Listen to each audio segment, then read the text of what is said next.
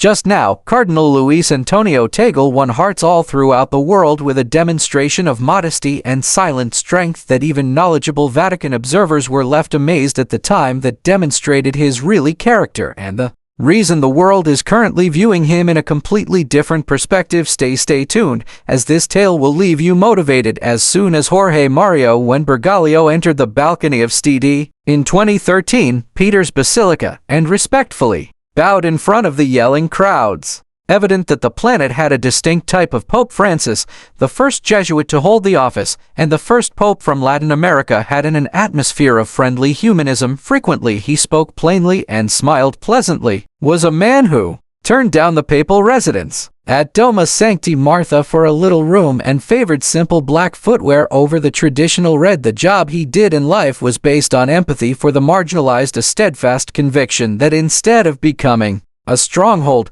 the Church should be a field hospital for injured people. During his pontificate, Francis often sat down for candid discussions with journalists, are not afraid to contentious subjects. His 2013 interview La Sila Catholica established the mood, during which he famously remarked, "Who am I to judge?" regarding LGBTQ Catholics. When questioned, he frequently appeared in America magazine, Reuters, and even well-known publications like BBC, emphasizing the importance of mercy, discussion, and change. He was adored for his bravery, but equally harshly criticized by traditionalists for centuries of trembling. It was no secret in the end that the old norms, years in which Pope Francis' well-being was frail. He had colon surgery in 2021. Surgery and his public appearance by 2024, the pace of appearances had drastically slowed, yet he maintained his attention right up until the very end. In one of his final missions interviews with Spanish speaker Vida Noia, he thought about a Catholic journal. Death says softly,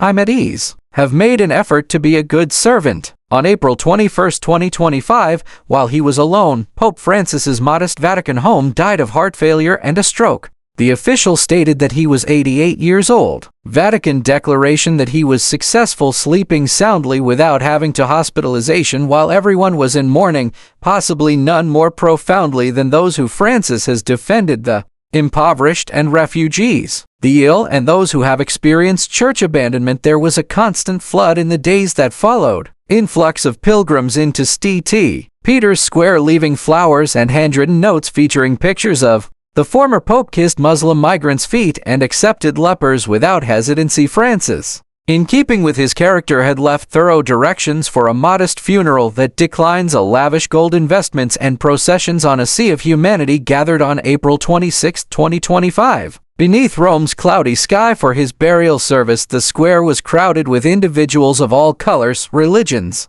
and the international languages. Spoken by the mourners were Eastern Church leaders and patriarchs, Buddhist monks, rabbis, and imams, a evidence of Francis's global vision linked together by principles rather than by mercy. At Cardinal Matteo's funeral, Zuppi spoke with tears on Francis's unwavering compassion and his persistent protests against globalization of apathy. It wasn't a funeral burdened only by grief, it was also a song of appreciation for a man who has dared to restore life to the Church. Francis, as he desired, was not included into the Vatican grotto with his forebears, but interred in peace at Santa Maria Maggiore Basilica, the church that he frequently visited for prayer prior to starting significant adventures. And after his death, the Catholic Church remains once more at a crossroads, yet the soul of Francis and his ecclesiastical vision, unafraid of the wounds that linger in the world, as powerful as ever, is passing sealed, and not in silence, but rather with a pledge that kindness, simplicity, and courage will continue to be the beating heart of the religion he cherished so much. With Francis was gone,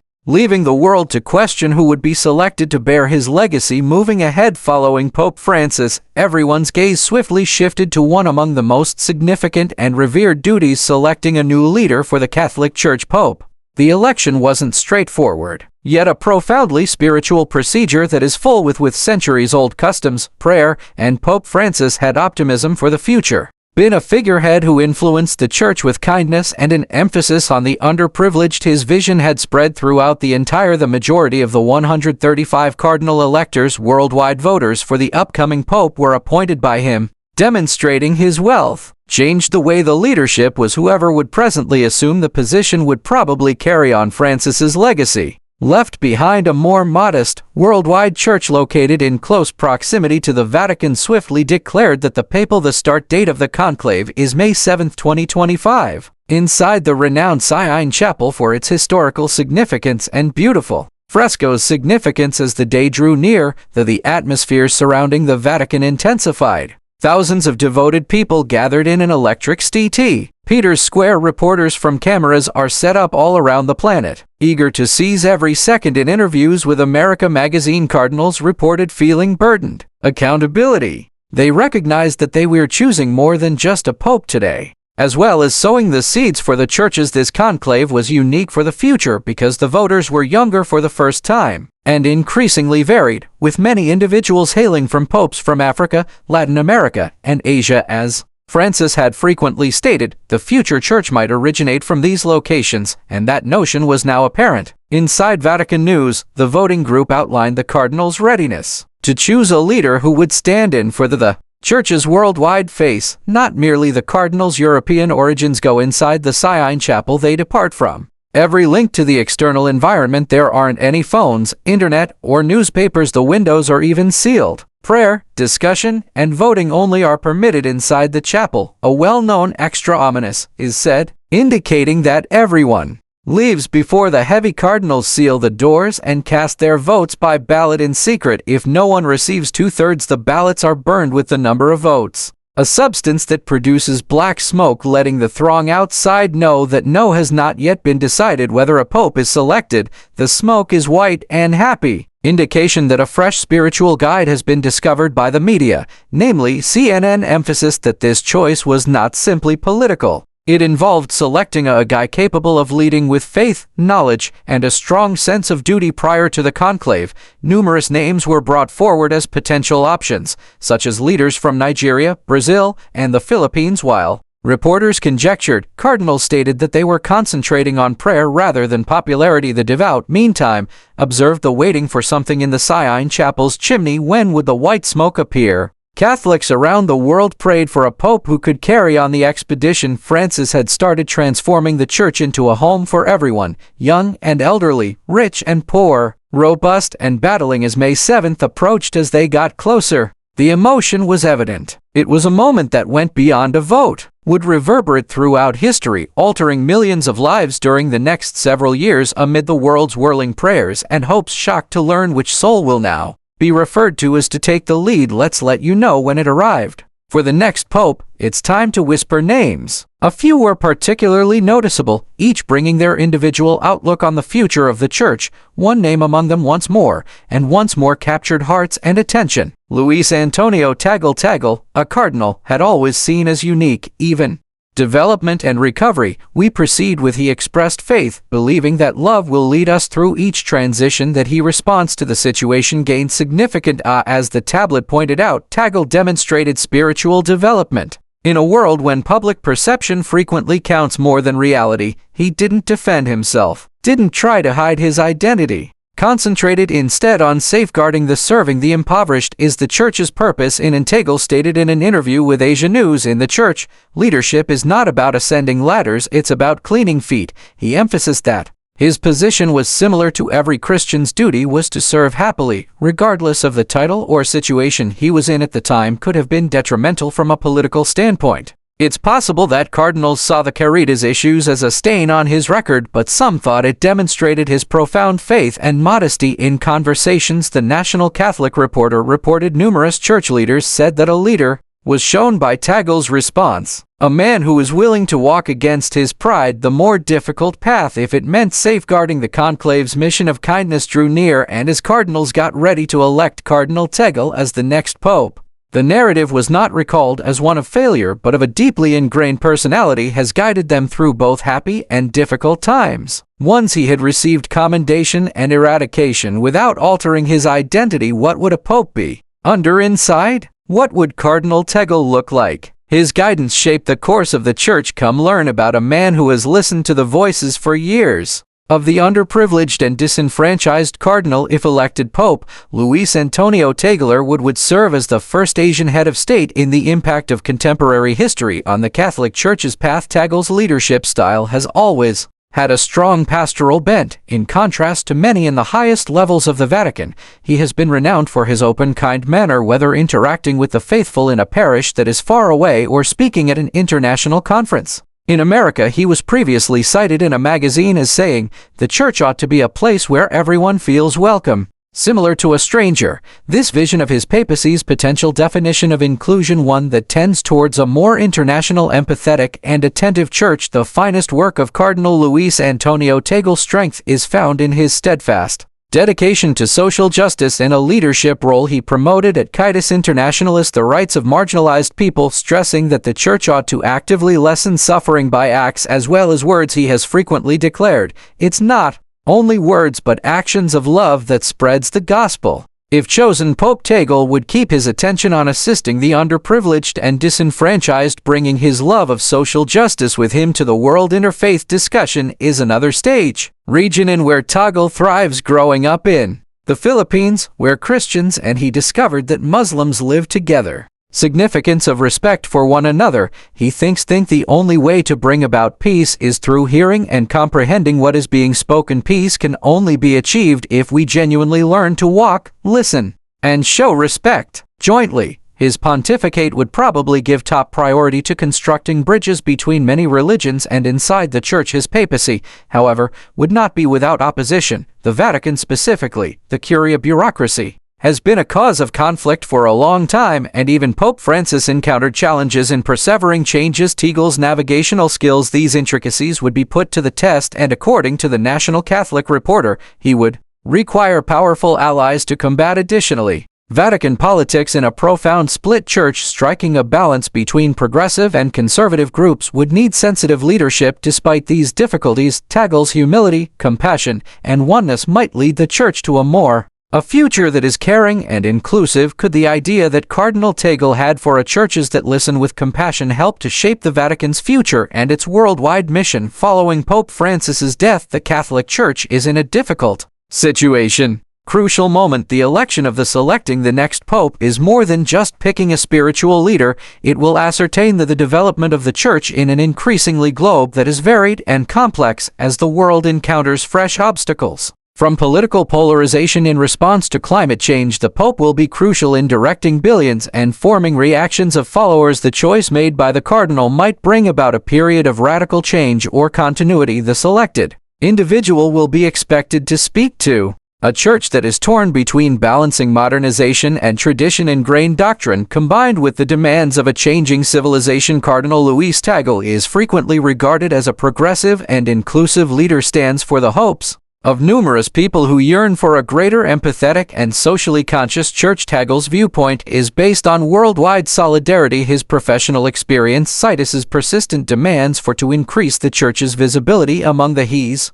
earned by the impoverished. Tagle's appreciation is not just interested in abstract theology discussions, but with practical concerns, human rights, poverty, and inequality. In interviews, he expressed his conviction that the Church ought to pay attention to the opinions of the marginalized. He has argued for a healing-focused approach. Injuries in a divided society, with special consideration for individuals impacted by poverty brought on by conflict and relocation. However, the Church is also at an internal crossroads. Outside of the external obstacles it has to overcome, altering its internal framework and addressing the scandals that have damaged its standing. The next pope's duties will include supervising the promotion of curial reform responsibility and leading the loyal Cardinal. Tagle's direction towards rejuvenation leadership may serve as the impetus for such a change, but his obstacle would be to close the distance between the progressives and traditionalists within the Church, maintaining cohesion and direction for the Catholic community worldwide.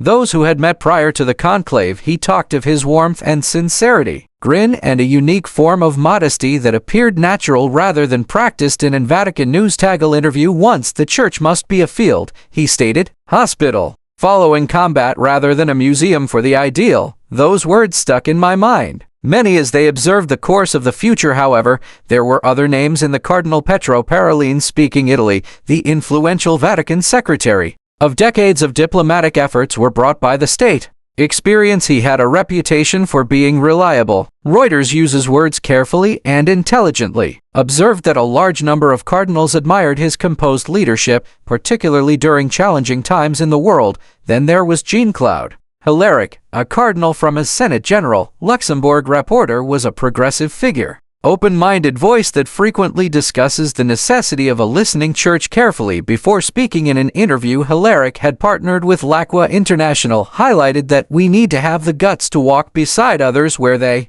are, but regarding genuine pastoral few in terms of sensitivity. In contrast to Cardinal Tagle's ascent via the church was not founded on political scheming, but rather on his capacity to relate to common. He works with the impoverished in Manila communities. To his remarks at worldwide events that Tagle personified a church that had a sheep-like odor. Pope Francis personally has cherished the term use. In fact, during an affectionate talk with America magazine, as Tagle famously said, "If you're looking for Christ, travel to the outskirts of the boundaries." Several onlookers noted that Tagle's distinct upbringing provided him with a global perspective as an Asian Filipino and firmly anchored in traditional Catholic values. But he's also flexible, served as a bridge connecting continents, generations, and cultures. Tagle was observed as the tablet described not only as an Asian son, but also as the world's citizens are prepared to heal splits and provide fresh vitality. Yet Tagle's modesty nearly turned him into a hesitant applicant. Insiders disclosed that he didn't crave authority,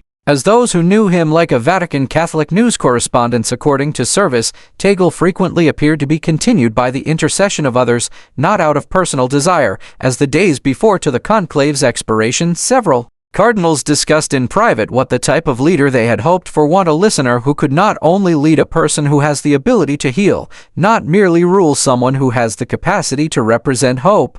Pope Francis had not only sparked but also brought about in all these expectations his own soft light. The term Tagle remained like a gentle. The world watched as many people said a prayer. One could predict who would eventually venture out onto that well-known St. Peter's balcony basilica.